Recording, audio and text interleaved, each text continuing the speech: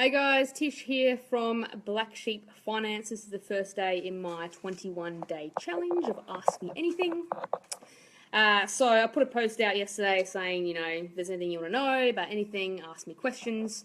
So thank you so much to everyone who's already jumped on board and asked me. I've got heaps of questions to go through, which is awesome. If you have any other questions, then feel free to post it below this video or on my personal or business page. I will get to every single question. It's going to give me heaps of content to deliver, and hopefully you guys will find it of value. And if you're jumping on live on this call, then feel free to ask me a question about today's topic. So today's topic is pre-approvals, which comes from Jason in sunny Queensland. So I believe it was probably more around when do I get pre-approval, or do I even need to get pre-approval? Obviously everything is situational, and anything I say is of disclaimer, general information only, so it's not specific. And unfortunately with lending, everything is situational, so as much as I'd like to be very direct and black and white, it does depend on who you are and your situation. So I've been in finance for this is my 10th year, and writing loans this is coming up 7 years.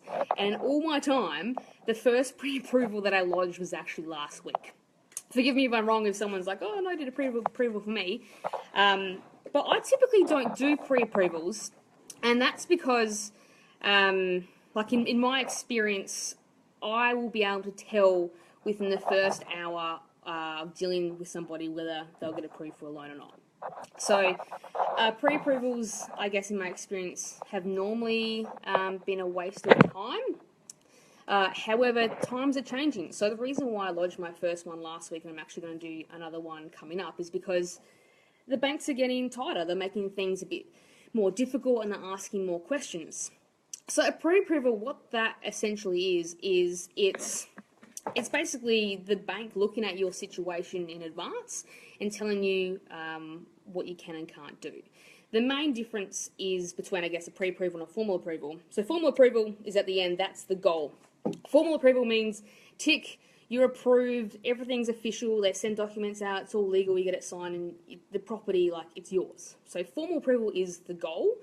Pre-approval is you just want to get more confidence, and maybe you want a bit of paper just so you can go shopping around. There are disadvantages and advantages with pre-approvals though, so I'll go through disadvantages, which are some of the reasons why I haven't done them in the past. So one of the main disadvantages is it's with that bank. So if you get pre-approved with Commonwealth Bank, and then for whatever reason you decide you had Commonwealth Bank and now you want to go to Westpac, you can't take that pre-approval to Westpac. That pre-approval means that bank has approved you with them, because everybody's just saying hi to Ev just saw a house. What are you looking at buying houses for? Hi Karen, hi Roger. That's no space. Pre-approvals, where was I? I'll just start again. So typically a pre-approval, the main difference is you haven't found a property yet. So full approval, you've got all your documentation, and you've got the property and everything's official. Pre-approval means you just want someone to give you an idea about really how much you can borrow and that you'll definitely get approved. The problem with pre-approvals is it's not guaranteed. So you're applying with this bank and you're saying, it's the same process. You put everything up front. So you have to put in an application, you have to get your pay slips, you have to get all your documentation. So it's the same amount of work, but you haven't found a property yet. So once you've got that pre-approval in place, it only lasts, typically, depending on the bank, 90 days. So if you don't find a house in that 90 days to buy, that pre-approval lapses and you have to start all over again. But because you've lodged that pre-approval with that bank and gone through that process, they've done their checks. So they've done a credit check, which means there's now a hit on your credit file. They've done the employment checks, they've done everything. So if you want to shop around and go to all the different banks, and you go here and you go there, and you put in 4 applications for whatever reason, you've now got 4 hits on your credit file. So it's not ideal. The reason why I don't do them is because you are locked in to that bank, and in a case with a client I saw recently, the reason why I didn't do a pre-approval was simply because he didn't need one, in the sense that I was able to determine within the first hour, which is what all good finance people should be able to do, is in an hour exactly how much you can borrow, exactly how much you need, what sort of property you'll be looking at, and what the risks are, and also the likelihood of you actually getting approved. At the end of the day, I'm not going to waste my time or your time putting an application in unless I think it can get approved. So that's why I guess that's what that first hour consultation is really about. If you go into a bank, they're always going to push a pre-approval simply because they're a bank and they're in the business of getting business and they want to tie you in, so they recommend you get a pre-approval. Because it means that, well, yes, you can go to another bank, but you're more likely to lodge that business with them. So some advantages of pre-approvals is, yes, it tells you exactly what you can and can't do. The critical thing is between pre-approval and formal approval is you don't change anything. If you go into the bank and you present your situation, you go, I work here, I've worked here for this long, this is the money I have, this is my assets and liabilities, and then in between this point and actually finding a property to buy, if you move jobs, you decide you want to get a car and get a car loan, now all of a sudden your situation's changed. And in most cases, the banks aren't going to be okay about that. So if you are in the space of shopping, you really want to get everything, like all your ducks in a row. That's really more important. You don't necessarily have to have pre-approval, but you need to see someone licensed, preferably, and who has a know-how to give you the confidence of exactly what you should be doing. The other reason, I guess, why I haven't done a lot of pre-approvals is because most people I see have already bought something, meaning they're not organised. They've just gone online and used the bank calculator and gone, oh, yeah, the bank says I can borrow $400,000. So they don't do any research or see anyone financial, and they go off and buy the property, and they go, shit, what do I do next? And then I get the call. So probably about maybe 70 to 80% of the clients I see have already bought something, which puts me under the pump. So definitely be organised. Definitely know your numbers. Go see someone who's actually licensed who can tell you everything. You don't necessarily need that pre-approval, but you need to know what your parameters are. Pre-approvals essentially are more for situations where like time is an issue. So if you're going to auctions are horrendous. You get ridiculous time frames. You've only got like a small amount of time to get your stuff in order, and if you can't, often you can actually lose the deposit that you put down at the auction. So it's very, very risky. So pre-approvals for auction, pre-approvals if you've got a complex situation. So if you are prime or a clean customer, so your PAYG is in you have a job and you've been there for 5 years and you earn good money and you have no debts and you've got a massive deposit, like you're considered like clean and prime, you're going to get a loan, no problem. But if your situation is complex, so you've moved jobs quite a bit, a lot of your income is commission-based or overtime, or you're self-employed, or you have multiple properties, that's considered more complex. If you're in that complex basket, you definitely need to see someone and get everything done up front, and you know, pre-approvals might be necessary. So, what else? Any questions? Feel free to post a question, people watching, if you want me to go into more detail about something. Waiting. Jason, you're live. Come on, this is your chance. Has what I said been helpful? So, upon pre-approval, the banks will do all their checks. So another advantage of pre-approvals around the timeline is, so over Christmas is a good example. Obviously, people go on holidays, and bank people are allowed to have holidays too, so their staff levels are lower. And at this Christmas time, just being Suncorp had the market-leading rate, it was ridiculous. So what happens when you've got a market-leading rate? Everybody wants it, so all the applications went into Suncorp, which means their timelines blew out to 13 days.